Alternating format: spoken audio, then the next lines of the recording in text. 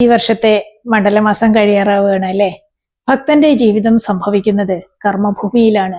മലയിറക്കം എന്നത് വ്രതാനുഷ്ഠാനത്തിലൂടെ നേടിയെടുത്ത ഊർജവും ആത്മീയ ജ്ഞാനവും കഠിനമായ അച്ചടക്കവും സാധാരണ ജീവിതത്തിലേക്ക് തിരിച്ചു കൊണ്ടുവരാനുള്ള യാത്രയാണ്.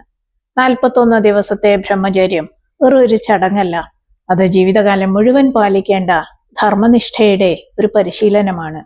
ഞാൻ എന്നിലെ ദൈവത്തെ കണ്ടു, ഇനി ആ ദൈവത്തെ എൻ്റെ വീട്ടിലും നാട്ടിലും കർമ്മരംഗത്തും എങ്ങനെ പ്രതിഫലിപ്പിക്കണം എന്ന ചിന്തയാണ് ഭക്തന്റെ മടക്കയാത്രയെ വേഗത്തിലാക്കുന്നത്. നിങ്ങളുടെ ജീവിതം ലൗകികമായ ചുമതലകൾ നിറവേറ്റാനുള്ള വേദിയാണ്. അവിടെ പോയി ധർമ്മിഷ്ഠനായി ജീവിക്കുക എന്ന് ഭക്തനോട് മന്ത്രിക്കുന്നത് പോലെയാണ് ഈ മലയിറക്കം.